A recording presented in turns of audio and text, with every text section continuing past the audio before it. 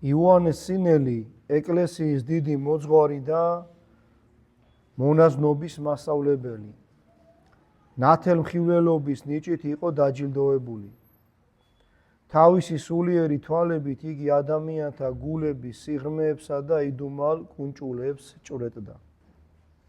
სინას მთა ერთ-ერთი ყველაზე წმინდა ადგილია ქრისტიანთათვის. აქ მოსეს მეშვეობით კაცობრიობას მისცა 10 მცნება, ბიბლიის საფუძველი. სინას მთაზე ჯერ კიდევ ქრისტეს შობამდე ბინადრობდნენ განდეგილები. ფსალმუნთა გალობასა და გულისმიერ ლოცვებში ატარებდნენ ცხოვრებას. სულის ცხოვრების საფუძვლად კი არა გარეგანი წესების შესრულებას, არამედ შინაგანი ცხოვრებას, გულისა და გონების სიწმინდეს თვლიდნენ. ქრისტიანულ ხანაში მაცხოვრის ზეცად ამაღლების შემდეგ სინასთა ქრისტიანი მონაზვნების ერთ-ერთი ყველაზე საყვარელ სამყოფელად იქცა. იგი მონასტრებით, სკიტებითა და სენაკებით იყო მოფენილი და ფუტკრების კას გავდა, სადაც მონაზვნები სულიერი ჭვრეტისა და ლოცვის ყვავილთაგან სულიერ თაფლს აგროვებდნენ. სინასთაზე გაატარა თავისი ცხოვრება იოანეს სინელმა, კიბის აღწერელმა. კიბის აღწერელს მას თავისი უკვდავი წიგნის, კიბის სახელწოდების მიხედვით უწოდებენ. ამ წიგნში აღწერილია სულიერი ცხოვრების გზა კიბის იმ 30 საფეხურის სახით, რომელთაც ადამიანის სული მიწიდან ზეცას ახავს. რიცხვი 30 სიმბოლურია, გამოხატავს მაცხოვრის ამქვეყნიური ცხოვრების წლებს სახარების ქადაგების დაწყებამდე.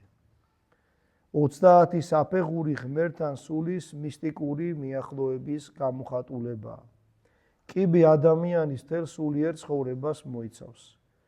მონაზვნებისათვის სახარების შემდეგ იგი ყველაზე უფრო საჭირო წიგნად ითვლება სულის ცხოვნებისათვის და ერში მყოფთად შეუძლიათ იპოვონ მასში დიდი საგანძური თავიანთი სულებისათვის. შევეცდები გადმოგცეთ წმინდა იოანეს სინელის სწავლება 8 ვნების, სცოდვის 8 სათავის, 8 ჩირქოვანი წყლულის შესახებ, რომელიც მთქავენ უსახურს ხდიან ადამიანის ღმერთის ხატის სილამაზესა და 8 გველივით ერთმანეთში გადახლართუნი მისი გულის სიღრმეში მოკალათებულა. მათი მეშვეობით ვით 8 ქვედაღმავალი საფეხურით დემონი შემოდის ადამიანის სულში და ჩვენც ამ 8 საფეხურით ვეშვებით ჯოჯოხეთის სიღრმეში. საკუთარი სულის დანახვა რომ შეგვეძლოს, საშინელებისგან შევძრწუნდებოდით. მასში 64-ის ნათელიცაა და ჯოჯოხეთის ბნელი ალიც. იგი შხამიანი ობობებით დაფარულ უმშვენიერეს ზეციურ ყვავილს, ანდა უზენაესი ღმერთის სადიდებელად აგებულ შესანიშნავ ტაძარს გავს. მაგრამ მის საფეხურების შემზარავი გველები დაცოცავენ და სისინებენ. ჩვენი სულისათვის ლოცულობენ ანგელოზები. ცანი ხარობენ, ცოდვებს რო ვინანებთ. ღმერთისათვის ყოველი ადამიანის სული თელ შექმნილ სამყაროზე ძვირფასია, მაგრამ მასთან მიდის დემონი. უმღერის ჯოჯოხეთის ვერაგულ სიმღერას და საცდურით მოხიბლული ჩვენი სულიც ძალზე ხშირად მიჰყვება თავის დამღუპლს. იოანე კლემაქსი გვასწავლის. თავდაპირველად ცოდვა ადამიანის გონებაში ჩნდება. წმინდა მამები დემონს უდიდეს ფერმწერს უწოდებენ. იგი ჯერ ცოდვის სურათს წარმოგვიდგენს. ადამიანის სულ შეუძლია მიიღოს იგი ან უგულებელს ხოს. თუ უგულებელს ყოფს, ეს ცოდვის დასაწყისზე გამარჯვებას უდრის.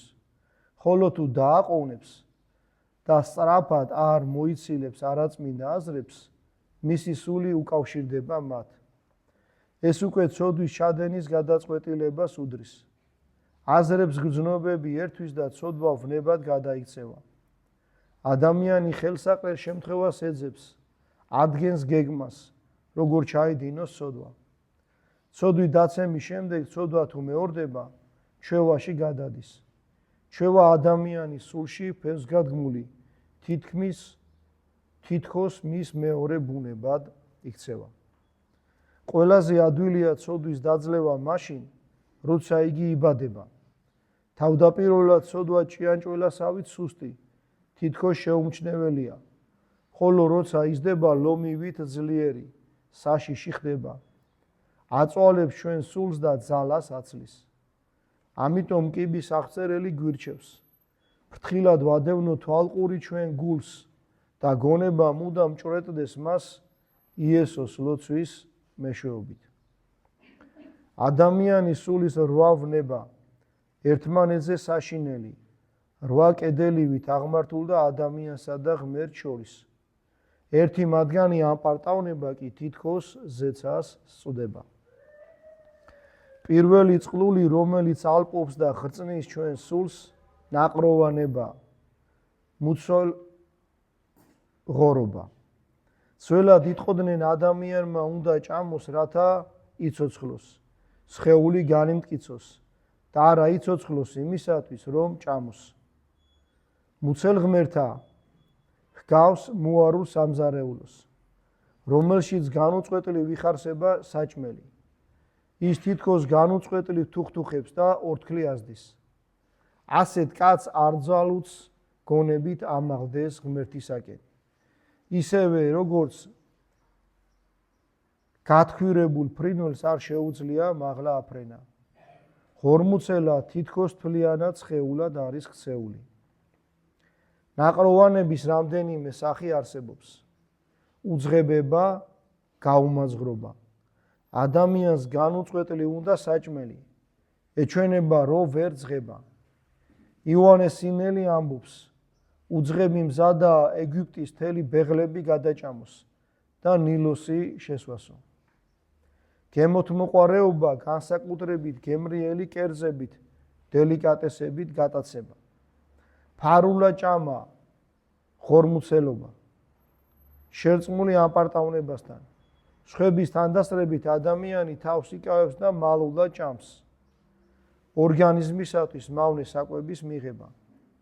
წმინდა ბასილი დიდი წერს, საჭმელი უნდა განამტკიცებდეს ადამიანის ორგანიზმს და არ ავნებდეს მის ჯანმრთელობას.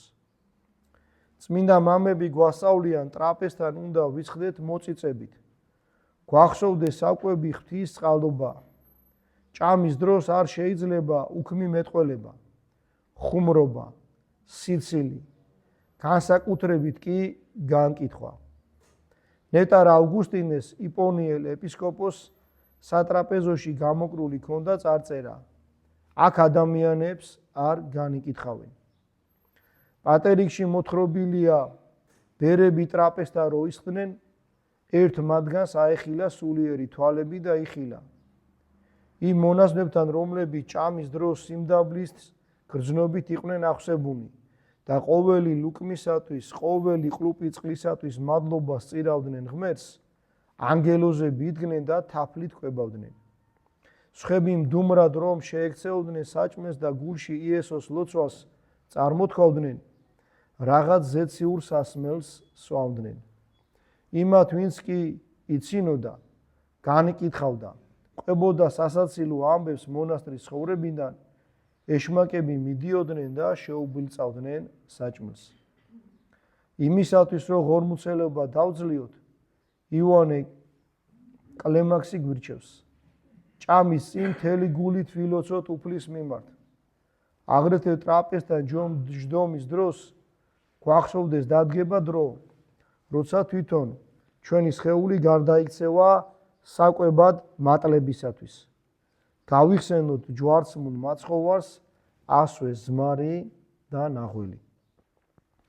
მეორე წყლული, მეორე ცოდვა სიძვა. ვისაც სურს მოერიოს სიძვას და ნაყროვანების უნებას არ ებრძვის, ჰგავს ადამიანს, რომელიც ცეცხლის ჩაქრობას ცდილობს და ამ ცეცხლში თივას ყრის. როგორ ვებრძოლოთ სიძვას? შევიყვაროთ დამდაბლება, შევსვათ შეურაცხყოფა და ცილისწამება, ვით სამკურნალო გამწმენდელი სასმენი, გვირჩევს კიბის აღწერელი. დაბალნი უნდა ვიყოთ ყველაფერში, შინაგანად ჩვენ გულებშიც და გარეგნულადაც, ჩაცმულების მხრივ ადამიანებთან ურთიერთობაში. ამას გარდა აუცილებელია მოვერიდოთ საცდური შექმნის ყოველგვარ მიზეზსა და საბაბს. ამ ვნებას გაქცევით უნდა ვებრძოლოთ. ისევე როგორც უფსკულის პირას დგომი ადამიანი ერთი ხელის კვრითაც შეიძლება დაიღუპოს, ამ ბიძუნებაში იოლად ეფლობა ადამიანი, თუ განსაკუთრებულ სიფრთხილეს არ გამოიჩენს. და თუ უფსკულისკენ უფსკულისაგან შორს ვდგავართ, სასტური კი გვეძახის და გვითრევს, ჯერ კიდევ შეგვიძლია ვიყვიროთ, მოვეხვიჭოთ ხეებს, ბუჩქებს და თავი შევიკავოთ. მესამე ვნება არის მრისხანება. იგი აღიძვრის მაშინ, როცა ჩვენი სურვილები არ სრულდება. იმისათვის, რომ ეს ვნება დავძლიოთ, საჭიროა გულგრილნი ვიყოთ ყოველივე ამ ქვეყნიურისა და წარმავალის მიმართ. მრისხანების რამდენიმე სახე არსებობს. პირველი გაცეცხლება, შეუკავებელი საშინელი მრისხანება, რომელიც ისე იპყრობს ადამიანს, რომ შეშლილივით იქცევა. მეორე, ძვირის ხსენება, გულღვარძლიანობა, ადამიანს დიდხანს ახსოვს წყენა, მრისხანების ყველაზე საშინელი და საშიში სახე. ადამიანის გული თითქოს ასპითა საბუდარს ემსგავსება. გულღვარძლიანის ლოცვას ღმერთი არ ისმენს. მესამე სიძულვილი, მეოთხე ნაწყენობა, ზედმეტი ეჭვიანობა. ადამიანს ეჩვენება, რომ რაღაც ცუდი უნდა გაუკეთონ, ყოველი სიტყვა დაცინვად, გაკიცხვად ესმის. როგორ ვებრძოლოთ მრისხანებას? ჯერ ჩვენ გულში უნდა ვძლიოთ მას, სანამ ამას შევძლეთ, მანამდე დადუმება და ამ ვნებაზე გამარჯვებას უდრის. შემდეგ იოანე სინელი გვირჩევს, გავიხსენოთ ჩვენი შემაწუხებელის ღირსებები, მისი სიკეთე. რამე თუ მრისხანების ჟამს გვეჩვენება, რომ იგი ყოველგვარი ბოროტებითა და ბიწიერებით არის სავსე. ამავე დროს გავიხსენოთ ჩვენი ცოდვები და მრისხანება ჩაცხრება. წმინდა მამები გვირჩევენ, მრისხანების დროს დადუმება თუ არ შეგიძლიათ და მაინც პასუხი უნდა განცეთ მეტოქეს, მაშინ თქვენ გონებაში 33 ჯერ წარმოთქვით იესოს ლოცვა და მხოლოდ ამის შემდეგ უპასუხეთ. ასე რომ მრისხანების დაძლევა უპირველეს ყოვლისა საკუთარი ენის დამორჩილებას ნიშნავს. ხოლო ამ ვნებასთან ბრძოლის მეორე ეტაპი მრისხანე აზრების დათრგუნვა. მეოთხე ვნება არის ვერცხლის მოყვარეობა, ფულის სიყვარული. იოანე კლემაქსი გვასწავლის, რომ ვერცხლის მოყვარეობა ღმერთის ასოების დაკარგვა. პავლე მოციქული მას ფარულად კერპთაყვანისმცემლობასაც უწოდებს. ვერცხლის მოყვარეობის სხვადასხვა სახე არსებობს. პირველი სიძუნწე. ადამიანს ისე უჭირს რაიმეს გამეტება, როგორც საკუთარი ხელის მოჭრა. მეორე სიხარბე. სიძუნწე შეერთებულია შეძენის სურვილთან. მესამე სახმართ მოყვარეობა, ნივთების სიყვარული და ასე შემდეგ. ზოგჯერ ადამიანი ფულს აგროვებს თითქოს იმისთვის, რომ სხვებს დაეხმაროს. ეს სიცრუეა. ფულს რომ დააგროვებს ადამიანი, უსულგულო ხდება თავისი ახლობლებისა და მეგობრების მიმართაც კი. ფულის სიყვარული საშინელი სენია. ამ ვნებამ ჩაადენინა იუდას ყველაზე გულშესაზარი ცოდვა, მაცხოვრის გაცემა. ფულის მოყვარე ადამიანის ცხოვრება სავსეა მწუხარებით. რამე თუ იგი მრისხანე ბატონის მონა. ხშირად ხდება ვერცხლის მოყვარენი უცაბედად მოუნანიებლად კვდებიან. ეს სასჯელია მათთვის, რადგან თავიანთი გული სულიწმინდის სამკვიდრო ფულის ქისად გადააქციეს. ზოგჯერ ფულის მოყვარე ადამიანში თითქოს ყველა სხვა ვნება ცხრება, მაგრამ ეს ხდება არა მათი დაძლევის გამო, არამედ იმიტომ, რომ ეს კაცი მათ შორის ყველაზე სასტიკმა ვნებამ შეიპყრო. მეხუთე წყლული, მეხუთე ვნება არის მოწყინება, ნაღლობა. მას შეიძლება ვუწოდოთ სიკვდილი სიკვდილამდე. ნაღლობას ჩვეულებრივ საწუთოსა და წარმავალის ზედმეტი შეყვარება იწვევს. ადამიანის ცხოვრებაში ეძიებს იმას, რისი მიღწევაც შეუძლებელია ამ ქვეყნად. იგი ეძებს ბედნიერებას, მის თვალწინ კი ყოველდღიურად ბანქოს ქოხებივით ინგრევიან და აჩრდილებივით ქრებიან ბედნიერების მოჩვენებები. ადამიანი ეძიებს მუდმივობას. აქ კი ყოველივე იცვლება, მოძრაობს, ჩანჩქერივით უბსკულში ეშვება და სიკვდილის გაუმაძღარ ხახაში ინთქმება. ადამიანი ეძიებს სიმშვიდეს, ირგვლივ კი დაუსრულებელი ფორი აქია. ისევე როგორც ტალღა ეკითხება ზღვის ნაპირს და კვლავ ზღვის სიღრმეს უბრუნდება, აუსრულებელი სურვილებიც ახლა უკვე მწუხარება ტყივილად ქცეუნი მის სულშივე ბრუნდებიან. წმინდა მამები გვასწავლიან, ზოგჯერ გულგატეხილობის სული სრულიად უმიზეზოდ გველივით მიცოცხლდება ადამიანთან და თავისი სუნთქვით ცეცხლივით ტრუსავს. მწარე ნაღვლით ავსებს მის გულს. მოწყინების დემონი რო დავამარცხოთ, მიწიერებისადმი, ხილულისადმი მისრაფებას უნდა ვძლიოთ. მოწყინება ხშირად მეექვსე უფრო სასტიკ ვნებაში, ურვაში, მწუხარებაში გადაიზრდება ხოლმე. მწუხარე ადამიანი გავს დაჭრილ და დამწყვეტეულ მხეთს, რომელიც გადარჩენას ვერსად ხედავს. მწუხარება ღმერთის იმედის დაკარგვაა. მწუხარება ადამიანისადმი სიძულვილია. მწუხარეს მთელი ცხოვრება ბოროტი და ფუჭი ხუმრობა ჰქონია. ეჩვენება, რომ ბნელ ხაროში ჩავარდა, საიდანაც ვეღარ ამოვა.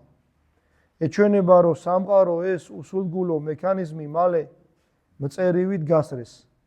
მწუხარე ადამიანი გარემომცველ სამყაროში ხედავს არა ღვთის სიბრძნესა და ნებას, არამედ რაღაც შავ ქაოსს. მწუხარების დასასრული არის სასოწარკვეთა და ღმერთის წინააღმდეგ ბრძოლა. წმინდა მამები გვირჩევენ, მწუხარება რო შეგვიპყრობს, ხმამაღლა მკაფიო წარმოთქვათ, უფალო იესო ქრისტე, ძეო ღვთისაო, შემიწყალე მე ცოდვილი. ან წავიკითხოთ ფსალმუნები, რადგან ფსალმუნთა კითხვით განიდევნებიან ბოროტი სულებიო. სევდიანობისკენ მიდრეკილმა ადამიანმა უნდა აღიაროს თავისი ცოდვები, ბავშვობაში ჩადენილი ცოდვების ჩათვლით. ამ ვნების დაძლევისათვის აუცილებელი აგრეთვე მორჩილება. ღირსი დოროთე წერს, მორჩილმა ნაღლობა არ იცის, ის მუდამ სიხარულით სავსეა. მეშვიდე ვნება არის ცუდმედიდობა, პატივმოყვარეობა. სწრაფვა ადამიანთა ქების დამსახურებისაკენ. მყრალი ბინძური სასმელის დაუოკებელი სმა. ცუდმედიდობა პარაზიტი მცენარესავით ფიტავს და აცარიელებს ადამიანს. ეს ვნება ყველა სათნოებას მანკიერებად აღწევს. როგორც გველი გარდაქმნის ყვავილთა ნექტარს შხამად. ცუდმედიდობას უნდა ვებრძოლოთ დუმილით. უბრალოებით ადამიანებთან ურთიერთობაში, ჩაცმულობასა თუ კვების მხრივ. ივანე ოქროპირი თავისი უბრალოების გამო აქებდა ერთ დიდგვაროვან ქალს, ოლიმპიადას. იგი არც მისი უზარმაზარი შესაძლებლობის შესაფერი ზღვისფას ტანსაცმელს ატარებდა და არც მეტის მეტად ღარიბულად გამოიყურებოდა. ეცვა უბრალოდ, სხვებისაგან არაფრით გამოირჩეოდა. ცუდმედიდობა რო დავძლიოთ, კეთილი საქმეები ფარულად უნდა ვაკეთოთ. ერთ ეპიზოდს გავიხსენებ მამათა ცხოვრებიდან. ერთმა მონოზონმა გადაწყვიტა ეგვიპტეში, ეგრეთ წოდებული მარილიანი ტბების მიდამოებში ცხოვრებ ბერებს წვეოდა. ქრისტეს მიერმა ძმებმა იგი სიხარულით მიიღეს. მიართვეს ყველაფერი საუკეთესო, რაც ჰქონდათ. ფეხები დაბანეს და მანამ ვიდრე მათთან იყო ემსახურებოდნენ, და დასვენების ყოველგვარ პირობას უქმნიდნენ. მოგზაურს არ უნახავს იქ არც ფსალმუნთა გალობა, არც ხანგრძლივი ლოცვა, ყოველივე ის, რასაც ელოდა. ამის გამო გულის სიღრმეში დრტვინვა დაიწყო და დაბრყოლდა. რამდენი დრო დავკარგე და როგორ დავშვერი, აქ რომ მოსულიყავდი, ფიქრობდა იგი. სულის არ გოკი ვერაფერი პოვე. გამოეთხოვა მონაზვნებს და უკან გაბრუნდა. ღმერთის ნებით გზა სადაც მას უნდა გაევლო, უდაბნოს წვრილი მტვერის ისეთი ნისლი დაიბურა, რომ წირმა სიარული ვეღარ შეძლო. დიდხანს იცადა და ბოლოს ისევ ბერებთან დაბრუნდა. სენაკის კართან შეჩერდა. ფსალმუნთა გალობა ისმოდა. გადაწყვიტა არ შეეწუხებინა ძმები. დაეცადა ვიდრე გალობას მორჩებოდნენ. მაგრამ სალმუნება არ წყდებოდა, დიდხანს გაგრძელდა. ვერ მოითმინა და დააკაკუნა. მერემა კარი რო გაუღეს, მწირმა წყალი მოითხოვა. მაგიდიდან წყლიანი სურა აიღო, როცა იგი მოსვა გაოცდა. წყალი მარილიანი იყო. მოგზაური ფეხებში ჩაუვარდა სკიტის იღუმენს და უთხრა: მამაო, ვერ გამიგია რა ხდება აქ. თქვენთან რო ვიყავი, თითქმის არ ლოცულობდით. გემრიელი წყალი და ღვინო დამალევინეთ. თქვენ თვითონ კი თურმე რა სვამთ? იღუმენმა უთხრა: შვილო ჩემო, ასეთი წესი გვაქვს. არავის უმხელთ, როგორ ცხოვრობ და ვლოცულობთ. მიგიღებთ როგორც მგზავრი, პატივი გეცით. ჩვენ თვითონ საერთოდ მარილიან წყალს სვამთ. მარტო საკვებით კი არ მარხულობთ, წყალსაც ისე ცოტა სვამთ, რომ ყოველ ყლუფს ვთვლით. ასე რომ მოგზაურმა მართლაც დიდი სარგებელი პოვა სულისათვის. ეგვიპტელი მამები წერდნენ: ქველმოქმედება, რომლის შესახებ მთელი ქვეყანა შეიტყობს, ფას კარგავს. ის თითქოს უკვე აღარ არის ქველმოქმედება. მოციქული ჰერმესი გვირჩევს: აირჩიე სულიერი მოძღვარი, შორს ნუ დაუწყებ ძებნას, აქვე იქნება ეკლესიაში. ოღონდ სიცრუის სულს, ცუდმე დიდობასა და პომპეზურობას ერიდე. პომპა არის ქედმაღლური სიყვარული გარეგანი ბრწყინვალებისა და დიდებულებისადმი. პატიმოყვარე მოღვაწე სიცრუის სულის ძალაუფლებაში ექცევა. ხოლო სიკვდილის შემდეგ გაირკვევა ყველაფერი, გამოაშკარავდება შინაგანი ადამიანი. მერვე ვნება არის ამპარტავნება, სიამაყე. ყველა ვნებაზე სასტიკი და ყველაზე დამღუპელი. ამპარტავნება მცანი შეარყია. ბრწყინვალე ნათლით მოსილი ანგელოზი დემონად ბნელ შესაზარ სურად აქცია. ამპარტავნებამ პირველი ადამიანები სამოთხედან გამოდევნა. ჩვენ კი გაჭირვება და მწუხარება გვარგუნა მემკვიდრეობით. ამპარტავნება უფრო საშინელი რამ არის, ვიდრე ყველა სხვა დანარჩენი ვნება ერთად აღებული. თავიანთი კოსმიური არსებობის მანძილზე ანგელოზები მხოლოდ ერთხელ გამოიცადნენ ამპარტავნებით და ამ ერთმა განსაცდელმა სამუდამოდ განსაზღვრა მათი მარადისობა. სატანა ამპარტავნების გამო განვარდა ღმერთის დიდებიდან. თავი წარმოიდგინა სამყაროს ცენტრად, მოიხიბლა თავისი უმაღლესი სერაფიმის მშვენიერებით. საკუთარი თავი გააღმერთა და სწორედ ამის გამო დაკარგა ღმერთი. გახდა აბსოლუტურად ბოროტი, ბნელი სული. მისი ღმერთის წინააღმდეგობის არსებობის შინაარსი ღმერთისადმი კოლოსალური სიძულვილია. ადამიანსაც სწორედ იმიტომ ებრძვის დემონი, რომ ადამიანი ღმერთის ხატია და უფალს დიდი სიყვარულით უყვარს. მაგრამ ბოლო სულს ადამიანის ნების დამორჩილება არ შეუძლია. მხოლოდ თავაზობს და აცდუნებს. პირადად ადამიანზეა დამოკიდებული, მიიღებს თუ არა დემონურ იმპულსებს. გაყვება თუ მათ თუ უგულებელსყოფს. მონაზვნები და განდეგილები, რომელთაც მაღალი სულიერება მოიხვეჭეს, აშკარად გრძნობდნენ ბოროტი ძალის რეალურ წინააღმდეგობას. რამე თუ სულიერ სამყაროს ისევე ნათლად ხედავდნენ, როგორც ჩვენ გარემომცველ საგნებს.